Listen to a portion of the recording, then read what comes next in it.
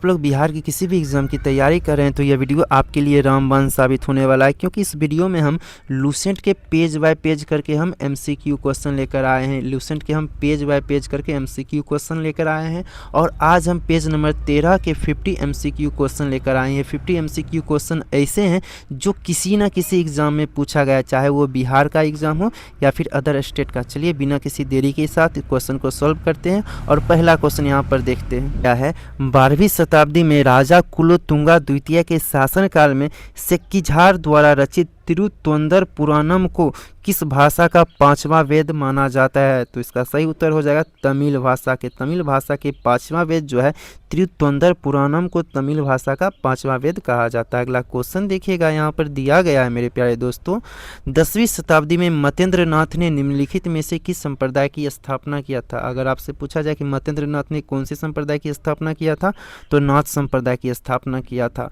और नाथ संप्रदाय का खूब प्रचार प्रसार जो है बाबा गोरखनाथ ने किया था। किसने किया था? गोरखनाथ ने। और इनके द्वारा दिए गए शिक्षा को क्या कहा गया? तंत्र कहा गया। अगला क्वेश्चन यहाँ पर देखिएगा, दिया गया है अगला क्वेश्चन, नाथ संप्रदाय का व्यापक प्रचार प्रसार 10वीं शताब्दी के बाद किसके समय में हुआ था? तो बाबा गोरखनाथ के समय में हुआ था। अगला क्वेश्चन देखिएगा, दिया गया है, दक्षिण भारत में चालुक्य, राष्ट्रकूट, पल्लव, चोल के समय शैव धर्म का प्रचार प्रसार किन संतों के द्वारा किया गया था? ये जो शैव धर्म का प्रचार प्रसार जो है नैनारो संतों के द्वारा किया गया था। नैनारो द्वारा किया गया था। अगर आपसे पूछा जाए कि नैनार संत की संख्या कितनी उस समय थी, तो 63। अगला क्वेश्चन देखिएगा, दिया गया है, तमिल क्षेत्र में शैव धर्म का प्रचार प्रसार करने वाले नैनार संतों की कुल संख्या कितनी बताई गई है? तो 63 बताई गई है। अगला क्वेश्चन देखिएगा, दिया गया है, प्रसिद्ध नैनार संत, यहाँ पर क्या है क्वेश्चन? प्रसिद्ध नैनार संत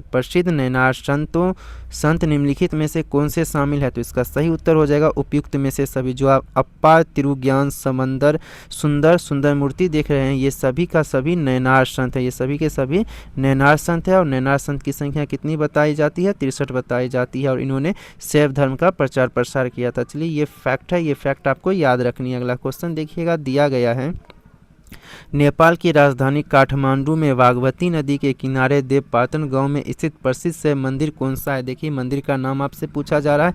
ये जो पशुपतिनाथ मंदिर देख रहे हैं, ये नेपाल के काठमांडू में स्थित है। और ये जो है नेपाली पेगोडा शैली में बनाया गया ये मंदिर है। नेपाली पेगोडा शैली में बनाया गया ये मंदिर है। ये फैक्ट है, ये आप याद कर लीजिएगा। अगला क्वेश्चन देखिएगा, यहाँ पर दिया गया है, जो काठमांडू के पशुपतिनाथ परिसर को यूनेस्को द्वारा विश्व सांस्कृतिक विरासत स्थल घोषित किया गया। कब घोषित किया गया? यूनेस्को के विश्व विरासत सूची में जो है पशुपतिनाथ मंदिर को 1979 में शामिल किया गया था। अगला क्वेश्चन यहाँ पर देखिए, आ गया है वो क्वेश्चन, नेपाल का पशुपतिनाथ मंदिर वास्तुकला की किस प्रविष्ट शैली से बना गया है? पेगोडा शैली, नेपाली पेगोडा शैली। अगला क्वेश्चन देखिएगा, दिया गया है, महाराष्ट्र में मुंबई के पास स्थित एलिफेंटा की गुफाएं मुख्य रूप से किस धर्म से संबंधित है? अगर आपसे पूछा जाए कि महाराष्ट्र के मुंबई के आसपास जो एलिफेंटा की गुफा है वो मुख्य रूप से शैव धर्म से संबंधित है। कौन से धर्म से? एलिफेंटा की गुफा जो है शैव धर्म से संबंधित है। अगला क्वेश्चन देखिए, यहाँ पर दिया गया है, एलोरा महाराष्ट्र के विश्व प्रसिद्ध कैलाश मंदिर का निर्माण किस राजवंशों ने करवाया था? देखिए अगर आपसे पूछा जाए कि जो कि एलोरा में कैलाश मंदिर है, इसका निर्माण किसने करवाया था? तो राष्ट्रकूट राजवंशों ने। किसने करवाया था? राष्ट्रकूट राजवंशों ने जो है एलोरा के कैलाश मंदिर का निर्माण करवाया था। अगला क्वेश्चन देखिएगा, यहाँ पर दिया गया है, अगला क्वेश्चन है, तंजौर या तंजावुर के प्रसिद्ध राजराजेश्वर मंदिर का निर्माण चोल शासक ने करवाया था। उस चोल शासक का नाम क्या था? राजराजेश्वर शैव मंदिर का निर्माण जिन्होंने करवाया था उसका नाम राज प्रथम था। देखिए नाम से ही पता चल रहा है, यहाँ पर भी राज है और यहाँ पर भी राज प्रथम है। तो इसका सही उत्तर हो जाएगा राज प्रथम, ऑप्शन नंबर बी। अगला क्वेश्चन यहाँ पर देखिएगा, दिया गया है, किस प्राचीन राजवंश के शासकों की मुद्राओं पर शिव एवं नंदी एक साथ अंकन प्राप्त होता है? देखिए अगर आपसे पूछा जाए कि कौन सा ऐसा शासक है जिनके काल के सिक्कों पर जो है शिव और नंदी दोनों एक साथ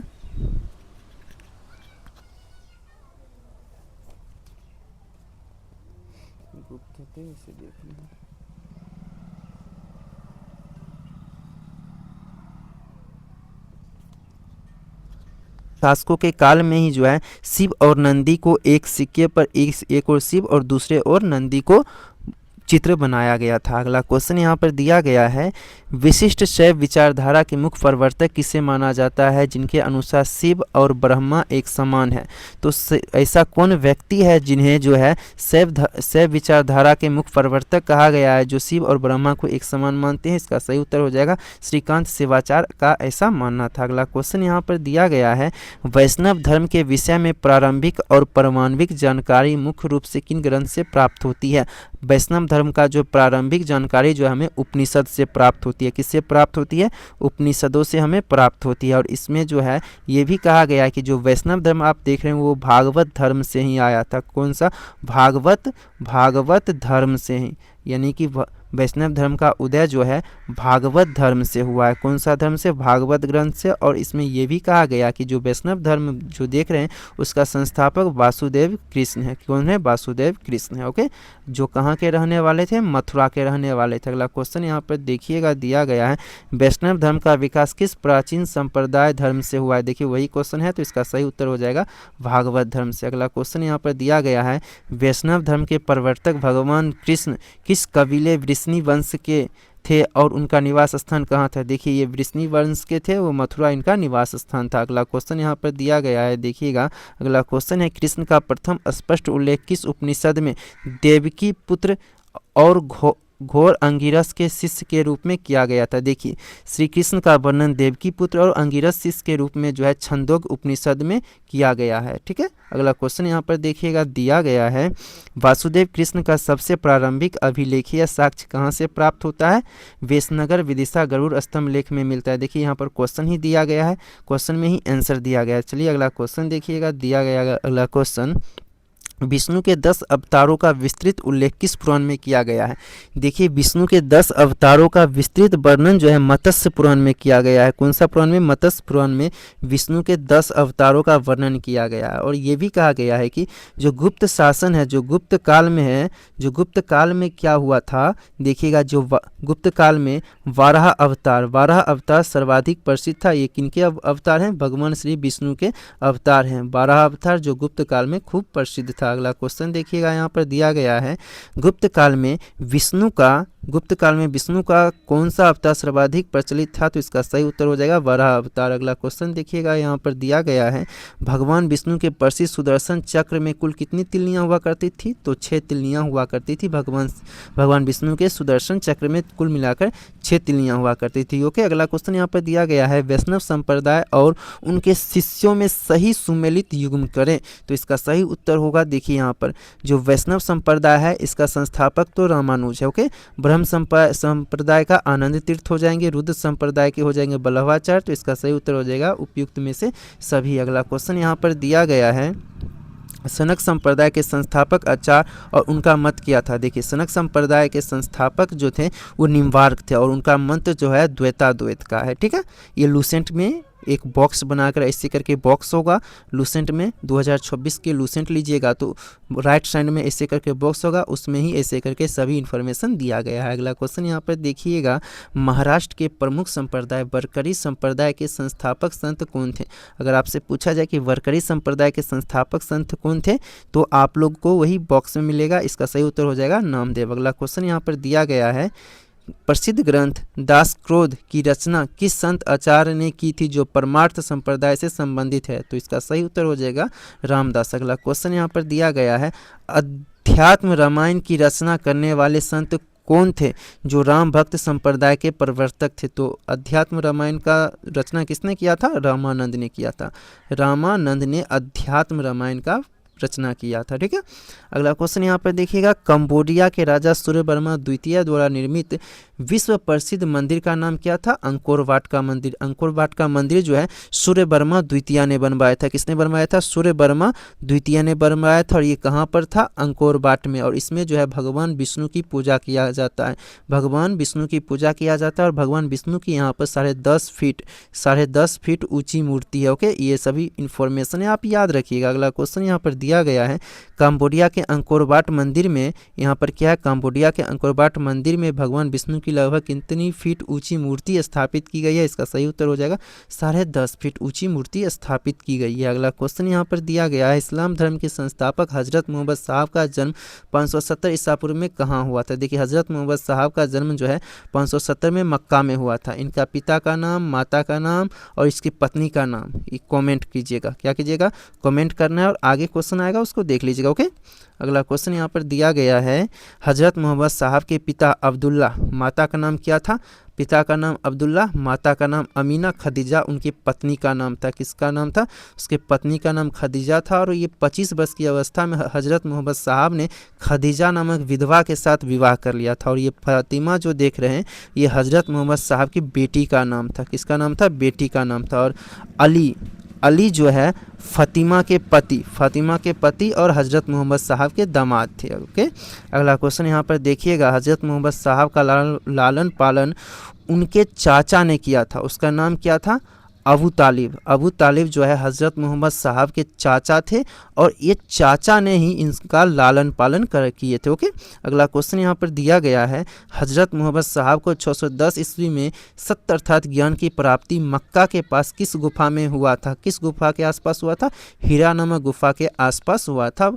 ये हज़रत मोहम्मद साहब को ज्ञान की प्राप्ति और कब हुआ था? तो 610 ईस्वी में हुआ था। कब हुआ था? 610 ईस्वी में। कहाँ पर? हीरा नामक गुफा के आसपास हुआ था। अगला क्वेश्चन देखिएगा यहाँ पर दिया गया है 24 सितंबर 622 को पैगंबर मोहम्मद साहब ने मक्का से मदीना तक की यहाँ पर फिर से क्वेश्चन देखते हैं।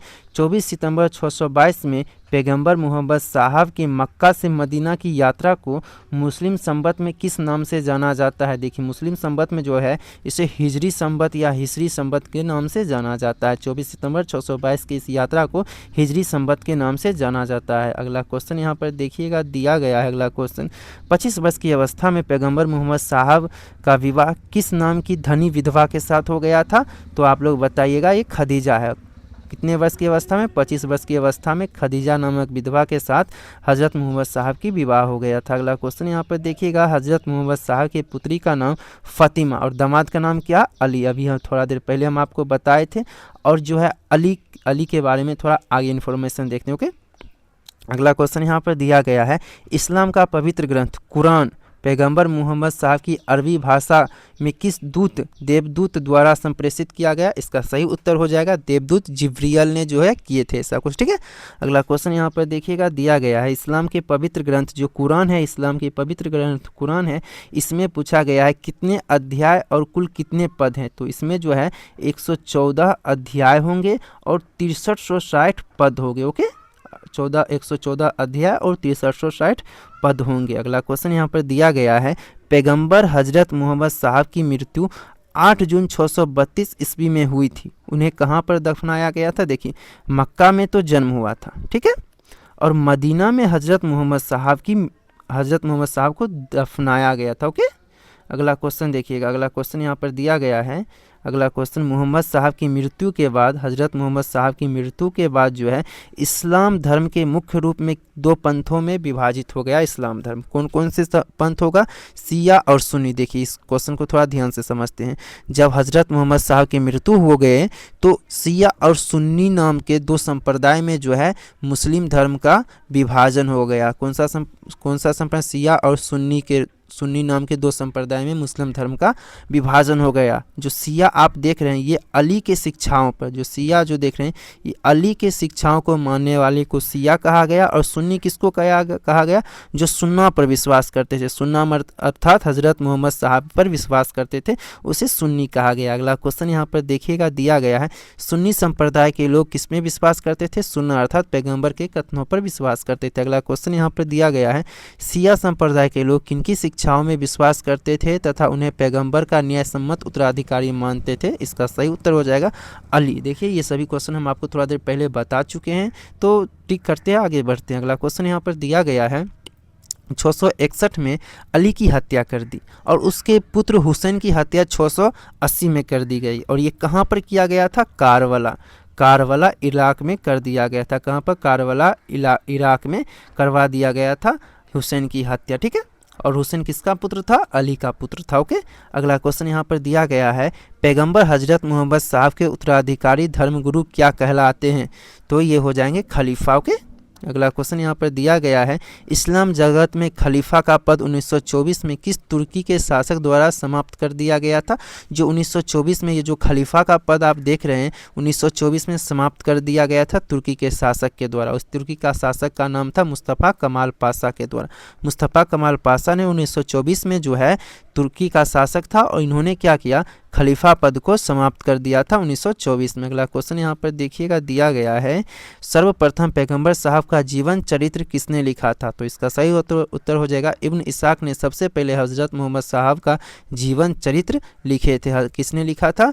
ये इब्न इसाक। किसने? इब्न इसाक। इसे याद कर लीजिएगा थोड़ा, इसे ये थोड़ा इम्पोर्टेंट है। ओके, अगला क्वेश्चन यहाँ पर देखिएगा दिया गया है, पैगंबर हजरत मोहम्मद साहब के जन्मदिन के अवसर पर कौन सा पर्व मनाया जाता है? तो इसका सही उत्तर हो जाएगा ईद ए मिलाद उन नबी। ईद ए मिलाद उन नबी जो है हजरत मोहम्मद साहब के जन्मदिन के शुभ अवसर पर मनाया जाने वाला पर्व है। ओके, अगला क्वेश्चन यहाँ पर दिया गया है, भारत में सर्वप्रथम इस्लाम धर्म का आगमन किसके जरिए 612 ईस्वी में सिंध विजय के साथ हुआ?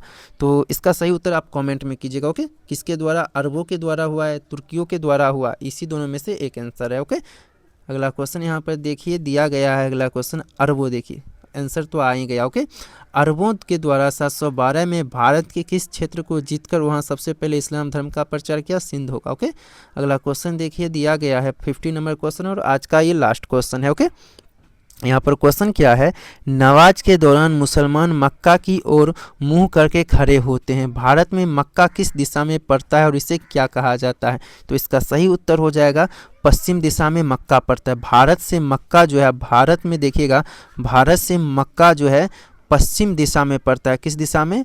पश्चिम दिशा में पड़ता है, यानी वेस्ट में पड़ता है। और इस दिशा को जो है किबला कहा जाता है। क्या कहा जाता है इस्लाम धर्म में? किबला कहा जाता है। इसी के साथ इस वीडियो को एंड करते हैं। साथ ही आप लोग हमारे इस चैनल पर नए होंगे, अगर आप लोग हमारे इस चैनल पर नए होंगे तो आप लोग हमारे चैनल को सब्सक्राइब कर लीजिएगा और अपने फ्रेंड के साथ ज़रूर शेयर कीजिएगा। चलिए इसी के साथ वीडियो एंड करते हैं। जय हिंद।